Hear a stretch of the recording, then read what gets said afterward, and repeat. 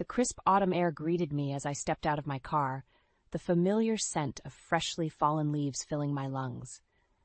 Glancing up at the quaint two-story house where I had spent countless childhood summers, a wave of nostalgia washed over me. Little did I know that this unexpected return to my hometown would unravel a web of deceit that threatened to tear my family apart. "Lenore?" The gruff voice of my grandfather Gregor broke the silence. "What in God's name are you doing here?" I mustered a weak smile, trying to mask the turmoil bubbling within me. "It's a long story, Grandpa." His brow furrowed as he studied me intently, those piercing blue eyes seemingly peering into my soul. "Well, you'd better come inside and start talking." As we settled into the living room, the memories of simpler times flooded back, but my mind quickly snapped back to the present, the weight of my recent misfortunes pressing heavily upon me. My voice faltered, the words catching in my throat. "I lost everything, Grandpa." Gregor's expression hardened, his jaw clenching. "What do you mean? You lost everything?" I took a deep breath, steeling myself for the onslaught of questions. "My business partner in New York, he betrayed me, swindled me out every last penny I had." Gregor's eyes narrowed, his skepticism palpable. "And how exactly did this happen?" As the details spilled forth, each revelation more damning than the last, I could see the disbelief etched across my grandfather's face. The way he looked at me, it was as if he didn't recognize the person sitting before him. "So you're telling me that this snake conned you out of your life savings?" Gregor shook his head, his voice laced with disappointment. "I thought I raised you smarter than that, girl." His words stung like a slap to the face. But I couldn't blame him. The weight of my naivety crushed me, the shame burning hot in my cheeks. "I know, Grandpa. I know." My voice trembled, the tears threatening to spill over. But I swear, I had no idea he was capable of such deceit. Gregor's gaze softened ever so slightly, but the skepticism remained. "Well, you're here now. We'll figure this mess out, one way or another." As he rose from his chair, a heavy silence hung in the air, unspoken questions lingering like ghosts. Little did we know, this was merely the beginning of a much darker truth that would shake the very foundations of our family. The weight of Gregor's words hung heavy in the air as we sat in silence, the ticking of the grandfather clock echoing through the room like a metronome counting down the seconds until the next bombshell dropped. Little did I know, the revelations that followed would shatter what little remained of my trust in those closest to me. Gregor cleared his throat, his expression grave. "Lenore, there's something I need to tell you." I steeled myself, bracing for yet another harsh truth to come crashing down upon me. "You know about the inheritance your grandma left you, right?" he began, his voice low and somber. I nodded, my brow furrowing in confusion. "Of course, you've always taken care of managing it for me." Gregor's jaw clenched, and he averted his gaze as if struggling to find the right words. "That's just it, kid. I haven't been managing it, not for years now." My heart skipped a beat, a knot forming in the pit of my stomach. "What are you saying, Grandpa?" He sighed heavily, his shoulders slumping with the weight of whatever burden he carried. "Your Uncle Hal, he's been handling the finances, and it seems he's been helping himself to more than his fair share." The floor seemed to drop out from beneath me as the weight of his words sank in. Uncle Hal, the man I had looked up to as a child, the one who had always seemed so generous and caring, had been stealing from me all along. How is that possible?" I stammered, my hands trembling. "Why would he do such a thing?" Gregor shook his head, his expression a mix of anger and disappointment. "I don't know, kid. I trusted him, too. Gave him full control over the accounts years ago when my health started failing." The sense of betrayal cut deep, like a knife twisting in my gut. Not only had I been swindled by a business partner, but now it seemed my own flesh and blood had been deceiving me as well. "Do you have any idea how much is missing?" I asked, my voice barely above a whisper. Gregor's jaw tightened, his eyes narrowing. "Enough to make my blood boil, that's for damn sure." In that moment, a fire ignited within me, a burning desire for justice and retribution. Uncle Hal had not only stolen from me, but he had violated the sacred trust of family, and for that he would pay dearly. As Gregor laid out the evidence he had uncovered, the suspicious transactions, the lavish purchases, the blatant disregard for our financial well-being, a plan began to take shape in my mind. I would not rest until every last penny was accounted for, and Uncle Hal was held responsible for his despicable actions. With a steely determination etched across my face, I met Gregor's gaze. "Don't worry, Grandpa. We're going to get to the bottom of this, no matter what it takes." The sense of betrayal burned like acid, eating away at my insides, as Mom and I pored over the financial records Gregor had uncovered. With each damning transaction, each suspicious investment, the full extent of Uncle Hal's deceit became glaringly apparent. "I can't believe this," Mom muttered, her voice trembling with a mix of anger and disbelief. "How could he do this to his own family?" I shook my head, my jaw clenched so tightly it ached. "Greed, Mom, pure and simple." The paper trail spoke volumes, painting a vivid picture of Uncle Hal's lavish lifestyle. The luxury cars, the extravagant vacations, the ostentatious home renovations, all funded by the very inheritance meant to secure our family's future. "Look at these investment portfolios," I said, sliding a stack of documents across the table. "He's been gambling our money away on high-risk ventures, chasing get-rich-quick schemes."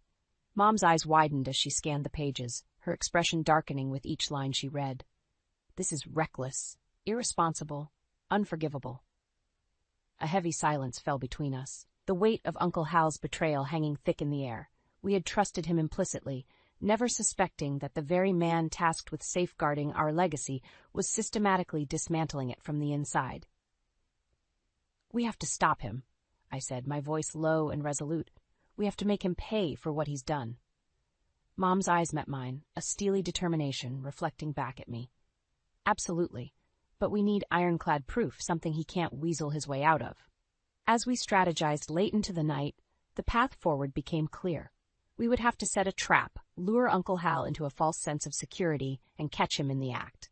It was a risky gambit, but one we were willing to take to ensure justice was served. In the days that followed, we meticulously gathered evidence, documenting every transaction, every financial maneuver Uncle Hal had made. The stack of incriminating paperwork grew thicker with each passing hour, a damning testament to the depths of his greed and deceit. Finally, the moment of truth arrived. We arranged a family dinner under the guise of clearing the air, inviting Uncle Hal under the pretense of reconciliation. Little did he know, we had laid the perfect trap, one that would expose his misdeeds and leave him with nowhere to hide. As he strode through the door, a smarmy grin plastered across his face, I felt a surge of determination coursing through my veins. This was it, the moment we had been waiting for, the opportunity to finally confront the man who had betrayed us all. "Lenore, darling," Uncle Hal exclaimed, his voice dripping with false sincerity. "It's so good to see you." I forced a smile, steeling myself for the confrontation that was about to unfold. "Uncle Hal, we have a lot to discuss." The tension in the air was palpable as we gathered around the table, Uncle Hal's false bravado doing little to mask the unease that radiated from him. It was as if he could sense the trap closing in, but his arrogance blinded him to the truth. "So, what's this all about?" he asked, flashing that smarmy grin that had once charmed so many. "I thought we were here for a nice family dinner." I exchanged a glance with Mom, our resolve steeled by the mountain of evidence we had amassed. This was the moment we had been waiting for, the opportunity to finally confront the man who had betrayed us all. "We know what you've been doing, Hal," I said, my voice steady and unwavering. "The embezzlement, the shady investments, the lavish spending, it all stops now." Uncle Hal's face contorted into a mask of feigned confusion, his eyes darting between us like a cornered animal seeking an escape. "I don't know what you're talking about, Lenore. This is preposterous." Mom slid a thick file across the table, the damning paperwork spilling out like a twisted confetti of deceit. "We have proof, Hal. Bank statements, investment portfolios, receipts, all documenting your every move." For a brief moment, Uncle Hal's composure faltered, his mask of indignation slipping ever so slightly. But he quickly regained his footing, his lips curling into a sneer of contempt. "So what? You think you can just accuse me and expect me to roll over?" He spat, his voice dripping with venom. "This is my family's money, and I'll do with it as I see fit." The sheer audacity of his words hit me like a physical blow, the depth of his selfishness and entitlement laying bare for all to see. In that moment, any lingering shred of familial loyalty evaporated, replaced by a burning desire for justice. How dare you? I fired back, my hands balling into fists at my sides. That money was never yours to take. It was meant to secure our future, our legacy, and you've been systematically dismantling it for your own personal gain. Uncle Hal's face twisted into a sneer of contempt, his eyes narrowing into slits of pure hatred. You ungrateful little brat, he snarled. After everything I've done for this family, this is how you repay me? The air seemed to crackle with tension as our voices escalated, the once civil dinner devolving into a bitter showdown of wills. Accusations flew back and forth, each one more scathing than the last, until finally, Uncle Hal's mask of control shattered completely. You want to know the truth? He spat, his voice dripping with venom. I did it all for you, for this pathetic excuse of a family. Everything I've done was to keep us afloat, to maintain the lifestyle we deserve. The sheer audacity of his words left me reeling, the depths of his delusion and self-justification laying bare for all to see. In that moment, I knew there was no reasoning with him, no shred of remorse or redemption to be found. As the din of our confrontation echoed through the room, I caught sight of Gregor's ashen face, his eyes filled with a mixture of shame and sorrow. It was then that I realized the true cost of Uncle Hal's betrayal. The rift it had torn through our once close-knit family, the trust that had been shattered beyond repair. But even in the midst of that turmoil, a single thought burned bright within me. Uncle Hal would pay for his actions, no matter what it took. The wheels of justice had been set in motion, and there would be no turning back. The fallout from our explosive confrontation with Uncle Hal was swift and severe. In the days that followed, word of his betrayal spread like wildfire through our small town, igniting a firestorm of gossip and judgment. Some rallied behind us, offering words of support and condemning Uncle Hal's actions. Others, however, remained steadfastly loyal to him, clinging to the facade of success he had so carefully cultivated over the years. How could he do this to his own family? Aunt Peggy lamented, her eyes brimming with tears. After everything we've been through together. Uncle Hal's younger brother, Todd, was less forgiving. That snake always had a talent for charming his way into people's wallets, he spat, his voice laced with contempt. I just never thought he'd stoop so low as to steal from his own blood. As the divisions within our family deepened, the strain became palpable. Thanksgiving dinners were boycotted, Christmas gatherings canceled, the once unbreakable bonds of kinship fraying under the weight of Uncle Hal's deceit. Through it all, I remained resolute, steeling myself against the onslaught of whispers and sideways glances that seemed to follow me wherever I went. The sympathizers, the enablers, the holier-than-thou busybodies who couldn't resist sticking their noses where they didn't belong. Their judgments rolled off me like water off a duck's back. My focus was singular, ensuring Uncle Hal faced the consequences of his actions, no matter what it took. Mom, bless her, was my rock through it all. Don't let them get to you, honey, she'd say, wrapping her arm around me in a reassuring embrace. We're doing the right thing, and that's all that matters. Still, the strain of the whole ordeal began to take its toll. Sleepless nights plagued me, my mind racing with scenarios, contingency plans, and worst-case outcomes. I found myself jumping at every unexpected sound, my nerves frayed to their breaking point. Then, one crisp autumn morning, everything changed. The shrill ring of my phone cut through the silence like a knife, jolting me from a fitful slumber. Gregor's gruff voice crackled through the line, his tone laced with urgency. Lenore, you need to get over here. Now. Without a moment's hesitation, I threw on whatever clothes were within reach and raced over to Gregor's house, my heart pounding in my chest. What I found there would forever alter the course of our quest for justice. Gregor ushered me inside, his face ashen and drawn. It's Hal, he said, his voice barely above a whisper. He's gone too far this time. In the living room, a scene of utter chaos greeted me. Furniture lay overturned, picture frames shattered, and in the midst of it all, a chilling message scrawled across the wall in what appeared to be red paint. You'll regret this, you ungrateful brats. A chill ran down my spine as I took in the words, their menacing implications hanging heavy in the air. Uncle Hal had crossed a line, and in that moment, I knew there would be no turning back. As I surveyed the wreckage, a steely resolve settled over me. Uncle Hal had made his move, and now it was our turn to strike back. The gloves were off, and the stakes had just been raised.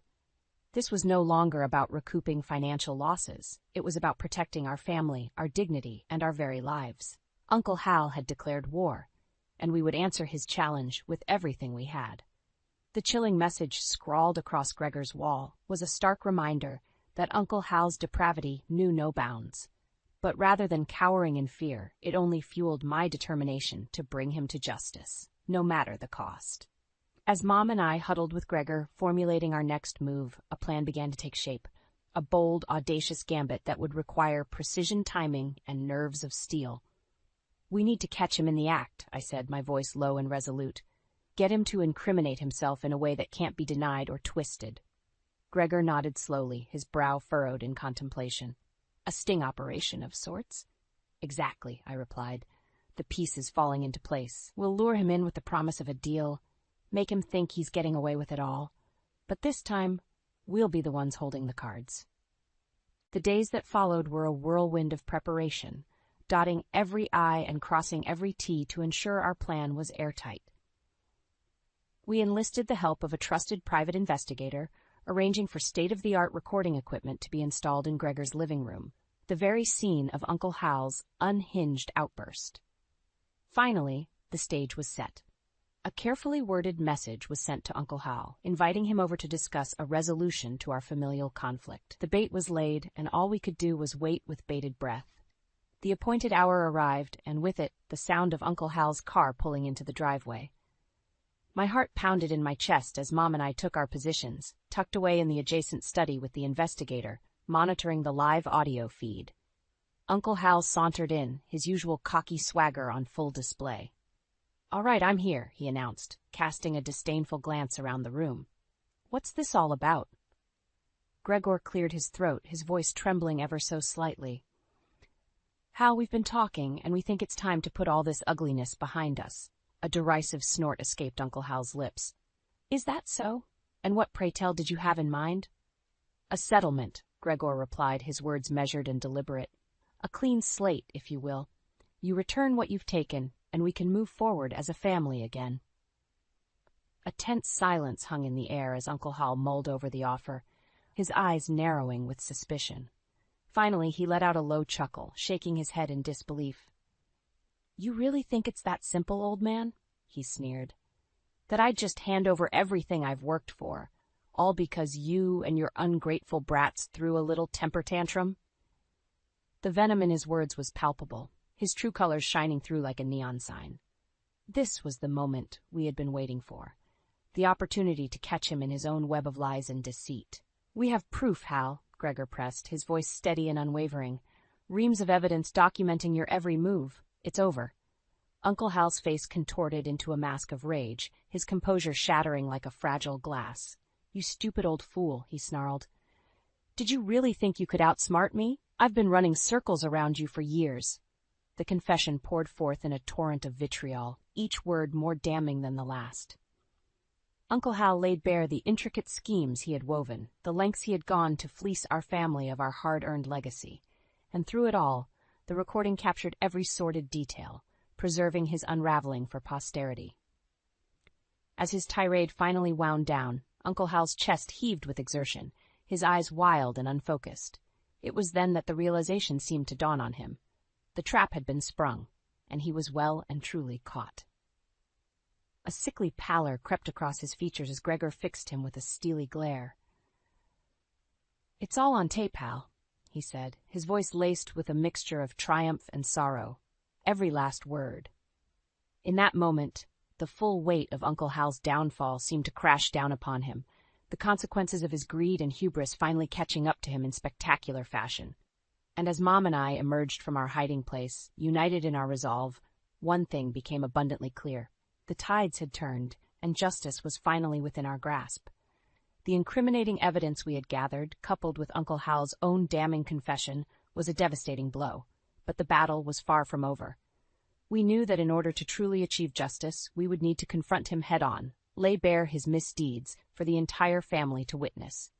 And so, with steely determination, we prepared for the ultimate showdown.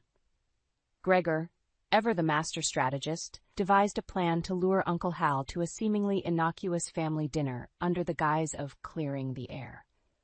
Little did the serpent know we had something far more explosive in store. The appointed evening arrived, and as the rest of our extended family filtered into Gregor's home, the air was thick with tension. Hushed whispers and sideways glances betrayed the undercurrent of suspicion and mistrust that had taken root in the wake of Uncle Hal's transgressions. And then, like a darkened cloud rolling in, he made his entrance, all bravado and false smiles, oblivious to the storm brewing around him. "Ah, there's my loving family," he crowed, spreading his arms wide in a mockery of affection. "I'm so glad we could all come together and put this ugliness behind us." I fought back the urge to spit in his face, my hands clenching into tight fists at my sides. The audacity of the man to waltz in as if he hadn't just been caught red-handed in his own web of lies and deceit. But I held my tongue, exchanging a knowing glance with Mom and Gregor. The time for talk was over. This was the moment we had been waiting for, the chance to expose Uncle Hal's true colors for all to see. As the meal progressed, the tension in the room grew thicker by the minute. Uncle Hal regaled us with story after story, each one more grandiose than the last, his false charm oozing from every pore. It was sickening to watch, this master manipulator at work, and yet the knowledge that his downfall was imminent made it all the more bearable. Finally, as the plates were cleared and the last drops of wine drained from our glasses, Gregor rose to his feet, his gaze fixed squarely on Uncle Hal. "Well, now that we're all here, I think it's time we address the elephant in the room," he said, his voice steady and unwavering. Uncle Hal's bravado faltered for a brief moment, a flicker of unease passing across his features. But he quickly recovered, plastering on that smarmy grin that had once charmed so many. Of course," he replied, waving a dismissive hand. "Let's get it all out in the open, shall we?" Little did he know, we were about to blow his world wide open. With a single nod, Gregor signaled to me, and I reached into my bag, retrieving the damning audio recording that would seal Uncle Hal's fate. As the opening bars of his own voice filled the room, spewing forth a vile litany of confessions and admissions of guilt, a hush fell over the gathered family. Shock and disbelief etched itself onto their faces as the full extent of Uncle Hal's betrayal unfolded before them. And through it all, Uncle Hal remained frozen in place, his complexion growing paler with every passing second as the noose of justice tightened around his neck. When the final damning words had played out, a deafening silence hung in the air, broken only by the sound of Uncle Hal's ragged breathing. "Well, Hal?" Gregor's voice cut through the stillness like a knife. "Anything to add?" For once in his miserable life, Uncle Hal seemed well and truly speechless, his mask of control shattered beyond repair. As the weight of his crimes bore down upon him, his eyes darted around the room, desperately seeking an ally, a sympathetic face, but found none. The family that had once rallied behind him had finally seen the truth, and there was no turning back. In that moment, I felt a profound sense of vindication wash over me. The man who had so callously betrayed our trust, our loyalty, our very livelihood, was finally being held accountable. And as the shock and horror gave way to a chorus of condemnation from our gathered loved ones, one thing became abundantly clear. Uncle Hal's reign of deceit and manipulation had finally come to an end. Justice, at long last, had been served. In the aftermath of Uncle Hal's spectacular downfall, a strange calm settled over our family. The storm of anger and betrayal had finally passed, leaving in its wake a sense of resolution and a renewed determination to pick up the pieces and move forward. Of course, the legal ramifications were swift and severe. Uncle Hal found himself facing a litany of charges, from embezzlement and fraud to grand larceny. His once charmed life came crashing down around him, his ill-gotten gains seized and his reputation in tatters. As for the financial restitution, Uncle Hal was forced to liquidate every asset he had acquired through his deceitful schemes. Every last penny was meticulously accounted for and returned to its rightful place, the family's legacy, the inheritance he had so callously plundered. It was a bittersweet victory, to be sure. While the relief of having our hard-earned legacy restored was palpable, the pain of Uncle Hal's betrayal still cut deep. The trust that had once bound our family together had been shattered, and the road to healing would be a long and arduous one.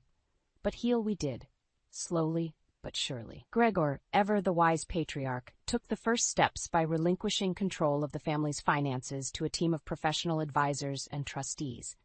No longer would the temptation of unchecked power lead someone down the path of greed and corruption. "I failed you all," he admitted, his voice heavy with remorse. "I let my pride blind me to the truth, and for that I am deeply sorry." It was a humbling moment, one that resonated deeply with all of us who had been caught in Uncle Hal's web of deception.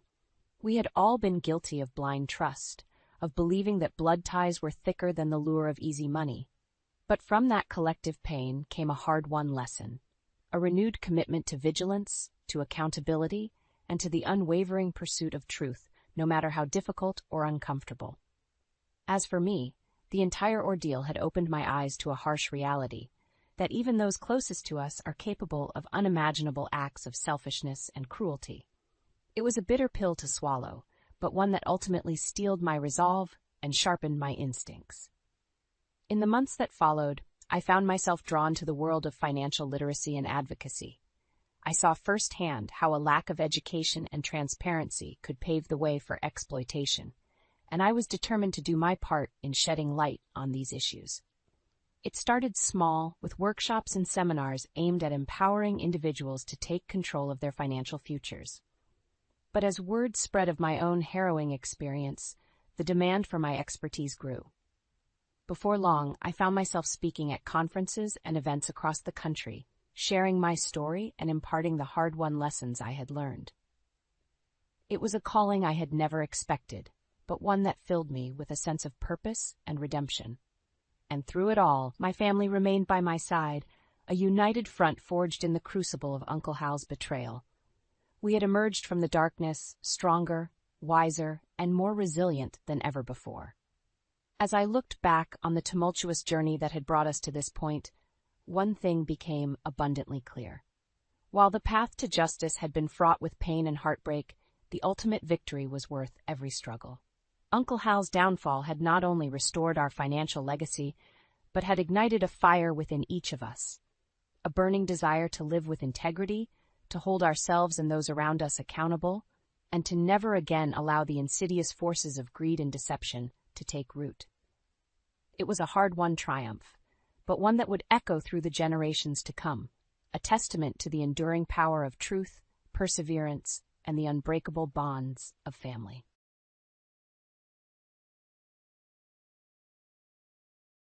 When I woke up, I was in an all-white room. I had several tubes coming out of my body, connected to machines. My mom was crying, looking worried as she peered over my hospital bed. According to her, I had been in a car accident while driving and was rushed to the hospital. That's when I remembered. I was delivering something my husband forgot, and suddenly the brakes stopped working. I woke up confused and didn't have any idea why my car malfunctioned. Just then, I got a message from my husband, Leroy, on my phone. I was shocked by the message's content. I'm Molly, a 32-year-old woman. Leroy and I have been married for 3 years. We live in a condo together, but we don't have any kids yet. Together, we started a corporation, with him handling the CEO duties. The company's been doing great, with rising profits. Our employees work hard and our business relationships are strong.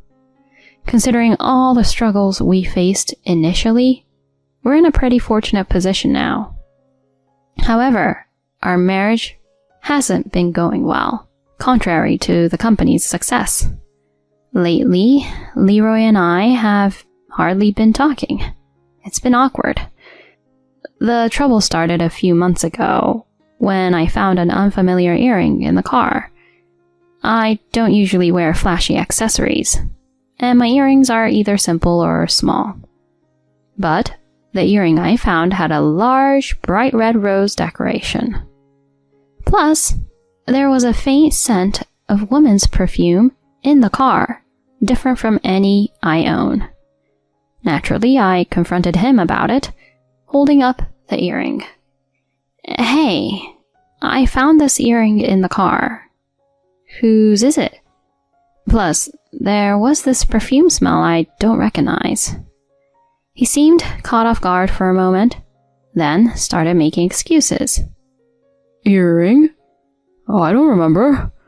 Oh, maybe it's from a coworker I drove recently. My bad. I'll make sure to return it. The perfume must be hers too. Don't get the wrong idea, okay? He quickly took the earring from me, and saying he had work left, retreated to his room. His evasive eyes made it clear he was lying. I was sure he was cheating. Since then, our relationship has deteriorated. I just couldn't trust him anymore. He tried to win me over with gifts and flowers, but his insincerity only made me trust him less. I thought if he has someone else, we could just separate. It's okay if his heart lies elsewhere. Living in a tense marriage isn't good for either of us. But whenever I tried discussing divorce, he would find excuses to avoid it. I have work. Or, I'm too tired now. Let's talk later. He'd say, then lock himself in his room. His reluctance wasn't due to lingering affection for me. He feared losing control of the company. We cooperated in work, but at home we barely spoke or saw each other. His refusal to face our issues only cooled my feelings further. To be honest, I was tired of our life together. I considered discussing it with our parents, but I didn't want to make a big deal out of it. Instead, I decided to call my friend Nicole for advice.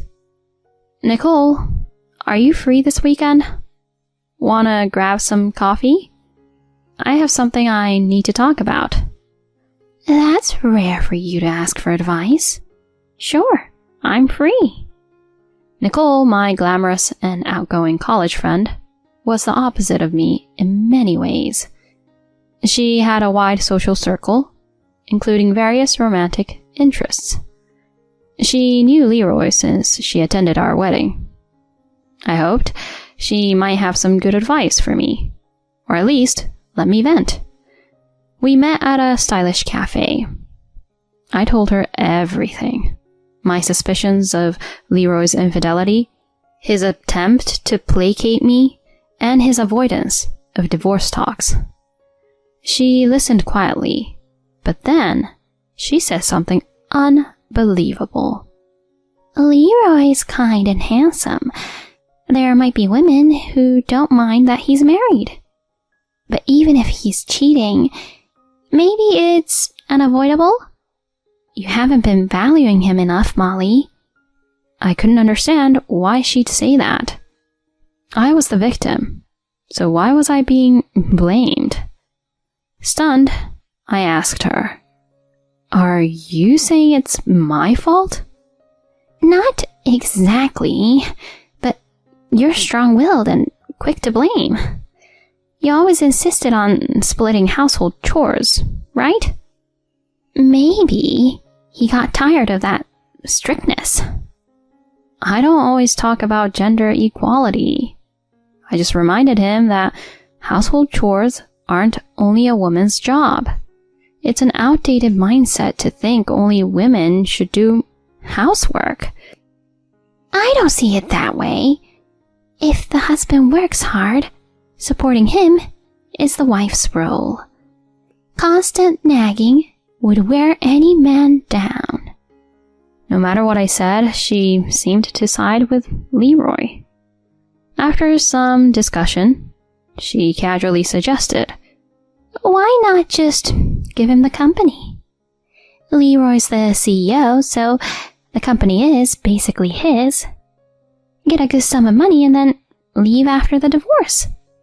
You can find someone else then. You're beautiful. You can do it." I can't do that. I can't settle for less than alimony and half of our shared assets. Plus, there's the future of the company. Talking to her only increased my frustration. I felt betrayed by my best friend. Was she always this off base? Suggesting I just hand the company over to Leroy? I went home without any resolution. And a few days later, the accident happened. Leroy didn't come home until late that night. Around 10 p.m., he called. I'm really sorry, but I forgot something at the office. Can you bring it to me? I was supposed to send some documents to a new client, but I brought the wrong ones. I rushed out with my car keys. Despite our strained relationship, this was urgent for the company. Like I said before, I don't mix personal feelings with work. The quickest way to the office was over the mountains, so I sped up. Then I realized something was wrong. The brakes weren't working. Panicking, I kept pressing the brakes, but it was useless. The car sped up uncontrollably. I missed a turn and crashed through the guardrail, plummeting off the cliff. That's when I lost consciousness. When I woke up, I was in an all-white room connected to machines with several tubes. Is this a hospital? I turned at a movement and saw my mom looking at me worriedly. When our eyes met, she burst into tears. You're awake, thank goodness. A passing car called an ambulance. They contacted me using the phone number on your note. She told me I was unconscious and limp when brought to the hospital, and she was devastated. When Leroy called, I was so shocked I blurted out that you weren't breathing. That triggered my memory of rushing to Leroy and crashing. I had a mild concussion from the accident, but fortunately no injuries. The cliff wasn't high. The doctor said no major issues were found in the MRI and I could go home in the morning if nothing else happened. It was already late at night. It was too late to deliver Leroy's forgotten items. Despite the accident, I thought I should apologize to the client. Checking my phone, I saw a message from Leroy and opened it, freezing in shock. I've tampered with the car. That'll be the end of Molly. Now that she's out of the way, let's get married. His malicious message left me speechless. I had the accident because he sabotaged the car. His claim of forgetting something at the office was probably a lie. He wanted to be with his mistress without giving me alimony or our shared company profits. He tried to kill me to keep everything for himself. He must have sent this message to his mistress, but it was actually sent to me by mistake. I see. I was shaking with anger.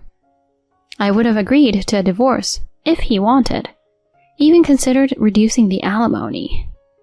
But he chose the worst way to betray me. I couldn't forgive him. I was determined to bring him down. I discussed the plan with my mom. The next day, I waited at home, fully prepared to confront Leroy. He returned around noon, not alone, but with a woman's voice accompanying him. Hearing the woman's voice, I was stunned. It sounded familiar. I never thought it would work out so well. With Molly gone, all the assets are mine. I'll spoil you with luxuries, Nicole. I'm so happy. I never imagined I could be with you. Sorry, Molly, but I'm a better match for you. She'll forgive us in heaven. To my shock, his mistress was Nicole, my best friend. They had betrayed me together. I understood her behavior during our coffee talk. She was covering up her affair with him. Their conversation continued. Tonight's the wake, and tomorrow's the funeral. We have to pretend to cry. If our relationship gets out, everything's ruined. I know, and we can't remarry immediately. It would look suspicious. We'll play the grieving husband and friend, gradually drawn to each other. It's like a drama. So exciting. They chatted cheerfully, unaware I was listening. When they entered the living room, I greeted them with a smile. Welcome home. You two seem happy. When they saw me, they screamed in horror, as if they had seen a ghost. Leroy stumbled backwards and fell, and Nicole collapsed, her legs giving way. In disbelief, my husband stammered. How are you still alive? Actually, I had asked my mother to tell him that I had died. That's why he felt safe bringing his mistress Nicole back home. I looked at them with a cold gaze. I never would have guessed Nicole was the other woman. To think I was betrayed by both my husband and my best friend. That was totally unexpected. How long has this been going on? They seemed to come back to their senses at my question. Despite everything, he denied the affair. No, it's a misunderstanding. I heard you died and I just invited Nicole over to console her. There's nothing guilty about it. She quickly joined in his defense. That's right. I was so sad when I heard you had passed away. He was just comforting me while I cried. The idea of me going after my best friend's husband is ridiculous. Both of them had quite the nerve. They probably never imagined I had heard their conversation before entering the living room. Or maybe they thought they could bluff their way through, assuming there was no evidence. I confronted them with the incriminating phone message he had sent. He muttered, Oh man, I sent it to the wrong person. She glared at him in disbelief. Upon forcing them to talk, it turned out their relationship started right after I introduced him to Nicole. I told them firmly, I'll ask the police to investigate the car. You should be prepared because what you two did is a serious crime. He then begged for mercy. Please, anything but that. Please, don't call the police.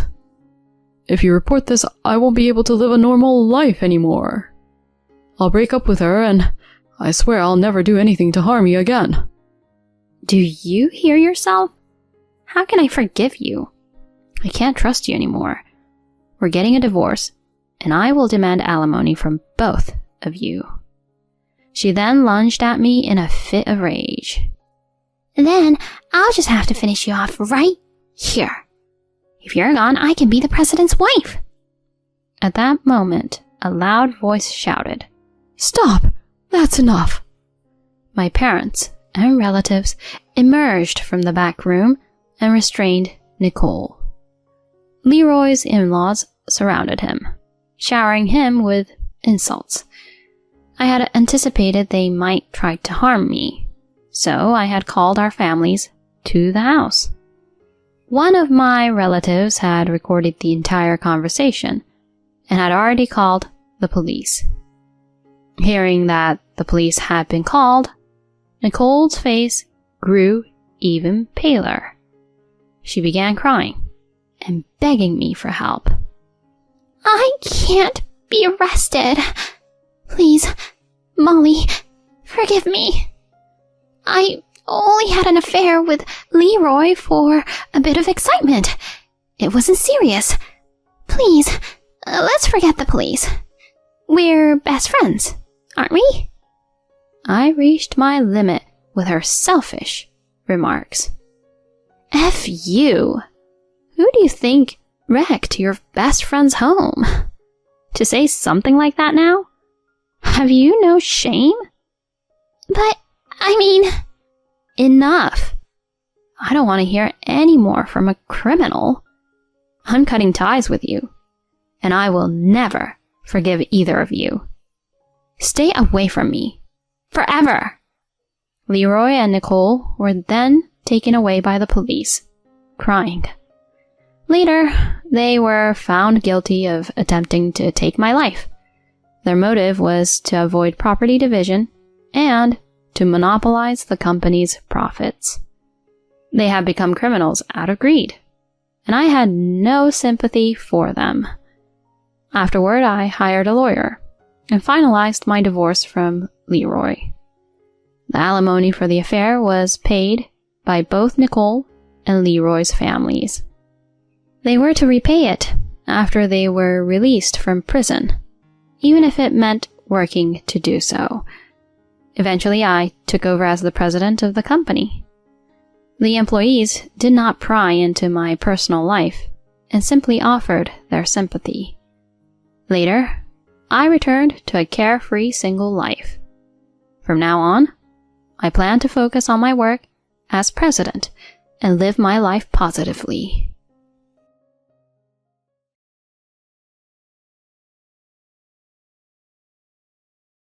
Hey, wait a minute. What on earth are you doing? My husband, with a smirk on his face, carried the wheelchair and kicked it forcefully towards the sea with a loud clatter. Overwhelmed by shock, I raised my voice. What are you doing? Oh, with this, your wheelchair is gone, right? But that's because you... Listen, even if you have to crawl back, come home. You got household chores waiting for you, you know. No way. With both legs broken, my wheelchair is my lifeline. Now that this last resort is gone, I can't even move. What am I supposed to do in this situation? I can't even go on the road like this. There are no buses running around here. At this rate, the sun will set. However, no matter how much I try, the distance I can cover is minimal. What should I do? It seems impossible to think about this. At that moment, when my spirit was about to break, an unexpected event brought a ray of light to me. My name is Samantha Miller, and I'm 29 years old. After graduating from university, I once worked for a major company, but resigned when I got married. Since then, I've been living an ordinary life as a housewife. It's been 2 years since I married Maxwell, my husband. The reason I quit my job was because of his words. When we get married, I want you to quit your job and take care of that house. Huh? Does that mean becoming a full-time housewife? Yeah. I can handle the income somehow. More than that, I want to build a home where meals are ready when I come back. But if that's the case, I could still continue working. No. Wouldn't you feel uneasy with various things if you had a job? I think it would be emotionally easier to just do the housework. Well, that's true, but my husband works for the company run by his father. He's in a position to become the president soon, having received a high position at a young age. In my case, there is income, and it will likely continue to increase in the future. Even if we have children, we can live comfortably with his income. Perhaps I don't need to force myself to continue working at this point. I didn't dislike my job, but it wasn't a profession I was particularly passionate about. In that case, I aim to shape the process as closely as possible to his ideal. With that in mind, I agreed to his request for me to quit my job. I decided to quit my job and become a full-time housewife to support our household. Marriage with a person I love. Newlywed life spent leisurely doing household chores. Is it really okay to be so blessed? With such thoughts in mind, we became a married couple. However, at some point, this newlywed life started to feel like a burden. The trigger was a trivial thing.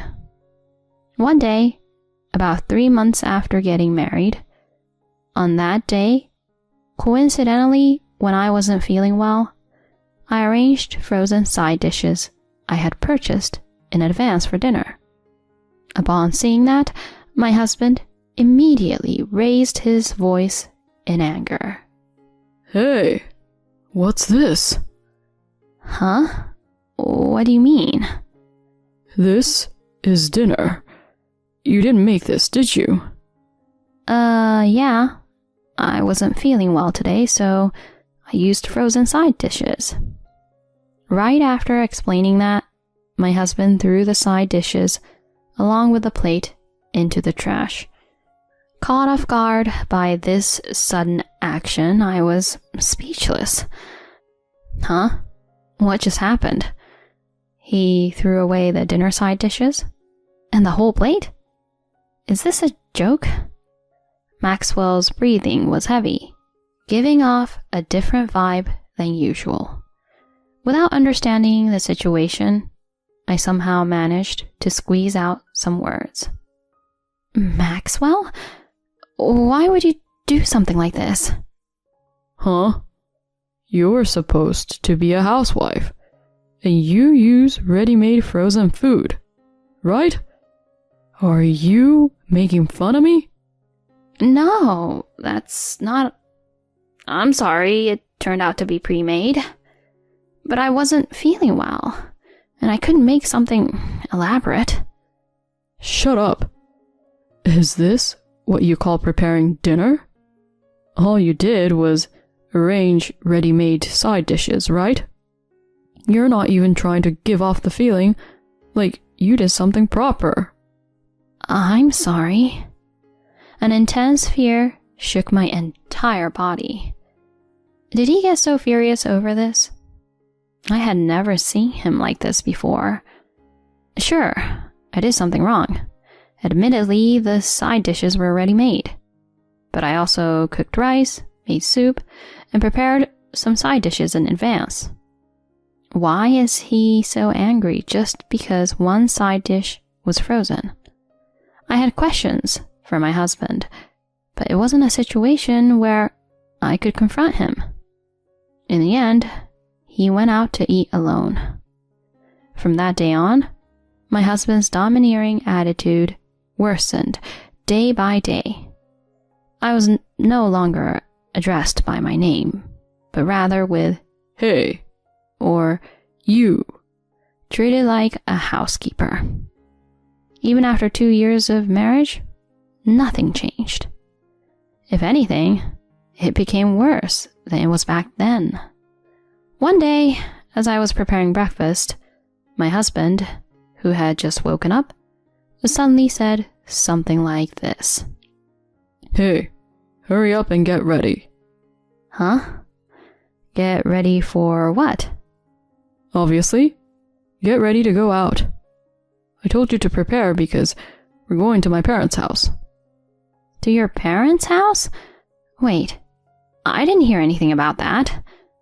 Shut up. Just move as I instruct you to. Instead of making a bad meal, hurry up and get ready. Yes. Once it gets to this point, arguing back will only antagonize him. I quickly took off my apron and began preparing to go out. I finished getting ready in about 20 minutes, but my husband's mood was worse than before. He had been complaining the whole way to his parents' house. A few hours later, When we arrived at his parents' house, they warmly welcomed us. At his parents' house, Maxwell played the role of a good son and husband, so I felt relieved. As we chatted over tea that his mother made, his father brought up a conversation with me. Samantha, are you having a hard time with our son? Huh? Well, I was wondering if he takes you on trips or anything. We love the sea and mountains, so we go on a drive every few months. Is that so? I'm sure your wife must be delighted. It would be nice if that were true. Lately, she just sleeps in the passenger seat, so it's a bit lonely. Your wife is busy every day, too. As we were having this conversation, I noticed that my husband was glaring at us with a sharp look. It was as if he was saying, "Don't say unnecessary things." I don't intend to expose my husband's true nature to my in-laws. I am the one who receives his abusive remarks and unkind actions, and only I know about them. Without solid evidence, there's no way I could talk to my in-laws. Even if they believed me, my husband would likely deny it. If my in-laws were to give him a warning, I would undoubtedly face severe consequences later. The best strategy is to maintain the current situation. To do that, I must avoid saying unnecessary things in front of my in-laws. I just have to play the role of a good wife, keeping silent as instructed. I repeated this to myself many times and barely managed to get through each day. Then, a week later, the incident occurred. On the way back from the supermarket, where I went to buy dinner ingredients, a car ignored a traffic signal and collided with me, causing a serious injury with both legs broken. I was taken to the hospital, and my husband should have been informed, but he never came to visit. In the end, he didn't show up even once until I was discharged, so I had to buy everything I needed from the hospital store. Since both of my legs were broken, I had to use a wheelchair for mobility. Moving it on my own consumed more energy than it seemed. The hospital was spacious, and reaching the store was quite a challenge. On the day of my discharge, I received no contact from my husband, and I returned home alone. When I got home, my husband, despite it still being daytime, was drinking beer and snacks in hand. Finally, you're back. In his tipsy state, unable to endure his mocking, I involuntarily raised my voice. Hey, isn't this going too far? I had an accident, you know. Huh? So what? There were no life-threatening injuries, right? That's what I heard, so I didn't bother visiting the hospital. Normally, when a family member has an accident, you rush to be with them, right? Do you have any idea how I spent these 3 weeks? And what's wrong with that? Just so you know, I had to do all the housework by myself for 3 weeks, because there was no maid. Maid? My husband clearly said that to me. Not wife, but maid. Tears welled up with anger and sadness, blurring my vision. I headed straight to the bedroom and cried myself to sleep that day. Having cried myself to sleep last night, my head was pounding in the morning. With no motivation to do anything, I lay in bed, and my husband called out from the bedroom door. How about going for a drive to clear your mind? Huh? A drive? Didn't I talk to my parents about it before? Going for drives regularly or something. Oh, yeah. But why all of a sudden? Well, I figured you must be tired after being in the hospital. Well, it's just a change of pace. I couldn't believe my husband was making such a suggestion. I was too surprised to find the right words. I was genuinely happy that he understood my feelings. Yeah, let's go. All right then, get ready. I'll be waiting. Got it. I was accustomed to operating the wheelchair, but with both legs immobile, even dressing was a struggle. Since it was cumbersome with separates, I chose a one-piece dress that I could put on easily. From the house to the car, my husband pushed the wheelchair for me. Did he reconsider because of what happened yesterday? His casual kindness warmed my heart. Perhaps Maxwell had also reconsidered. Could our relationship as a couple move in a positive direction? Although the accident was tough, if I can live happily with Maxwell from now on, there's no point in always thinking negatively. I've decided to enjoy the drive with my husband to the fullest. A few hours later, We've arrived. my husband parked the car and took the wheelchair out of the trunk. We had arrived at a high point along the coast. Before us, the vast sea stretched out. Wow, it's so beautiful. Right? My dad showed me this place. Amazing. Thank you, Maxwell. As I expressed my gratitude again, my husband smiled slightly. But in the next moment, he roughly grabbed the wheelchair and moved it towards the cliff. Unable to move, I remained in the passenger seat of the car and shouted, "Wait a minute, what are you doing?" While grinning, he moved the wheelchair towards the cliff and kicked it forcefully towards the sea. In shock, I raised my voice. "What are you doing?" Well, now your wheelchair is gone. But you're the one who... Too bad. Your legs are already gone, right? This is terrible. Why would you do such a thing? My tearful cries seemed to annoy my husband, who responded with an indifferent expression. Did you seriously think I brought you here because of my parents? What do you mean? You carelessly had an accident on your own, avoided housework for 3 weeks. It's only natural to face the consequences, right? Careless? Someone disregarded the signal. And I didn't neglect housework at all. Shut up. Keep your mouth shut, okay? Crawl back home if you have to. You've got some value left in you. How could you? My husband dragged me out of the car and left me there. Then he got into the driver's seat, started the engine, and drove back along the same road. Please, Maxwell, wait. No matter how many times I shouted, my husband just grinned and looked at me.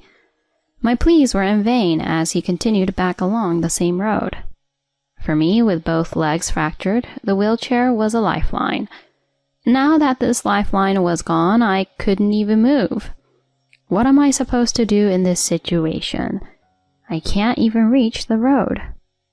This area doesn't even have buses running. At this rate, it will be dark soon. However, no matter how hard I tried, the distance I covered was minuscule. What should I do? It's impossible to figure this out. Tears fell uncontrollably, and I bit my lip hard. A faint taste of blood lingered. The anger against my pitiful state and my husband's heartless actions wouldn't subside. This is not a joke. How much more does he want to belittle me? If this continues, Just when I felt like my spirit was about to break, a car stopped in front of me. Samantha? Is that you, Samantha? A man approached with a surprised expression. It was none other than my father-in-law. Dad, why are you here? That's my line. Samantha, why are you here? And what happened to your leg? Oh, I had an accident and ended up with fractures. Just a while ago, Maxwell was with me. I can't believe it. Did he leave you here? I shouldn't have revealed the truth. Although I knew I shouldn't, I unconsciously nodded, feeling desperate. Following my father-in-law, my mother-in-law came with a blanket and draped it over my shoulders. She placed the blanket over my shoulders and with a tense expression asked me, "Samantha, are you okay?" "Mom, we happen to be at a relative's house nearby. This is our favorite beach. We usually stop by on our way home, and then we happened to see you." "I see. Turns out my husband found out about this place from his parents. I never expected them to find me here by chance." What happened? Tell me everything. My father-in-law looked straight at me, tears streaming down his face. Summoning the courage, I opened up about the past 2 years. Actually, until I finished speaking, my in-laws listened in silence. At one point, my mother-in-law shed tears and embraced me tightly. "I'm sorry. Our son put you through such a thing." "Please, don't apologize, Mom. I also have my faults." "There's no way you could have predicted this. You're our precious daughter. We can't let things stay like this." "Thank you, Mom." Afterward, my in-laws took me in their car to a nearby spaghetti restaurant. We had a meal there, and then the three of us returned home. My father-in-law took the lead, ringing the doorbell. My husband, without any suspicion, opened the door, surprised to see us. When he saw us, his eyes widened. "Why?" He muttered softly, and my father-in-law raised his voice angrily. "What have you done to our precious daughter?" "Precious daughter? I'm your precious son too, aren't I? What are you talking about? Don't spout nonsense. You're no longer my son. I won't let someone with no common sense succeed me." "What? That's a joke, right?" "You're fired. Get out. Never show your face in front of us again." "This can't be." My father-in-law kindly told me to pack my things. With the help of my mother-in-law, I packed my belongings into a suitcase as instructed, and we left the house. When I got into the car, my husband rushed toward me with a tear-stained face. He was a mess of tears, and pleaded with me to forgive him. But there was no way I could forgive him now. Perhaps there was never any love between us from the beginning. I could finally see that. Staring coldly at my husband, I uttered these harsh words. "Enough! I can't easily forgive something like this, can I? I can no longer believe in you or continue to love you. Never interfere with my life again." With those words, my husband slumped weakly to the ground. Ignoring him, we headed towards my in-laws' home in my father-in-law's car. Afterward, I decided to stay with my in-laws until I could feel my legs again. 3 months later, I regained mobility and was hired by my father-in-law's company. Naturally, I divorced my husband. After being hired from his job, he is now looking for a new job and is making do with a day job. On the recommendation of my father-in-law, I am now in the process of filing a claim for alimony to Maxwell via a lawyer. Regarding being abandoned, my in-laws will act as witnesses, so it's only a matter of time before he is held accountable for his actions. I may have made a mistake in choosing a life partner, but thanks to that, I've met wonderful in-laws. I hope to continue to cherish this relationship and repay it while working for my father-in-law's company.